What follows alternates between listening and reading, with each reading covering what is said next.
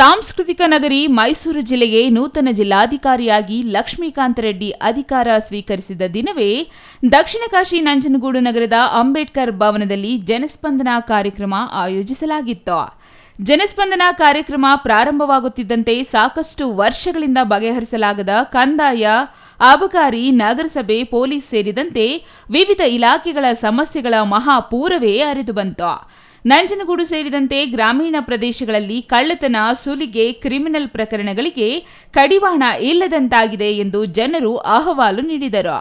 ನಂಜನಗೂಡು ಮತ್ತು ವರುಣ ವಿಧಾನಸಭಾ ಕ್ಷೇತ್ರಗಳ ಗ್ರಾಮೀಣ ಪ್ರದೇಶಗಳಲ್ಲಿ ನಡೆಯುತ್ತಿರುವ ಚಿಲ್ಲರೆ ಅಂಗಡಿಗಳಲ್ಲಿ ಅಕ್ರಮ ಮದ್ಯ ಮಾರಾಟವಾಗುತ್ತಿದೆ. ಸರ್ಕಾರ ಜಾರಿ ಮಾಡಿರುವ 5 ಭಾಗ್ಯಗಳ ಪೈಕಿ ಒಂದಾಗಿರುವ ಗೃಹಲಕ್ಷ್ಮಿ ಯೋಜನೆಯ 2,000 ರೂಪಾಯಿಗಳನ್ನು ಪತ್ನಿಯಿಂದ ಪಡೆದು ಅಕ್ರಮ ಮದ್ಯಕ್ಕೆ ವ್ಯಯ ಮಾಡುತ್ತಿದ್ದಾರೆ.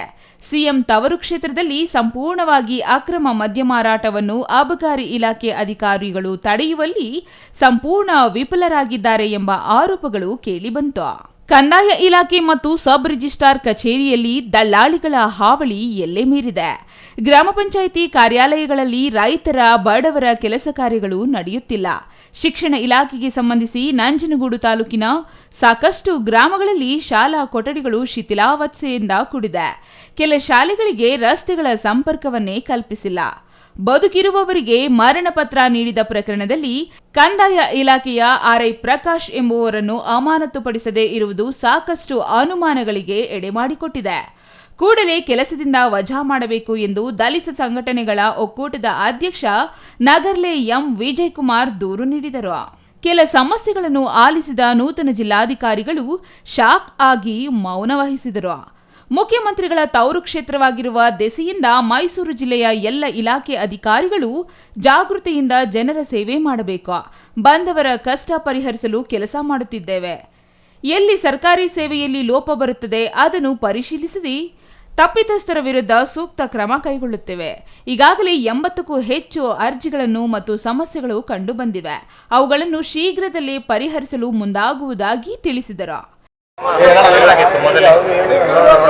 ಬಹಳಷ್ಟು ಜನರು ಗ್ರೀವೆನ್ಸ್ ತಗೊಂಡು ಪತ್ರಗಳು ತಗೊಂಡು ಬಂದಿದ್ದಾರೆ ಅಂತಂದು ಚಾರ್ಜ್ ತಗೊಂಡ ತಕ್ಷಣ ಮೊದಲನೇ ಬಾರಿಗೆ ಜನಸ್ಪಂದನ ಕಾರ್ಯಕ್ರಮದಲ್ಲಿ ಒಟ್ಟು 89 ಅರ್ಜಿಗಳು ಬಂದಿದೆ. ಈಗಾಗಲೇ ಕೆಲವೊಂದಕ್ಕೆ ತಕ್ಷಣ ಪರಿಹಾರ ನೀಡಬೇಕಂತೆಲ್ಲ ಜಿಲ್ಲಾ ಮಟ್ಟದ, ತಾಲೂಕು ಮಟ್ಟದ ಅಧಿಕಾರಿಗಳಿಗೆ ಈಗಾಗಲೇ ಸೂಚನೆ ಇದೆ.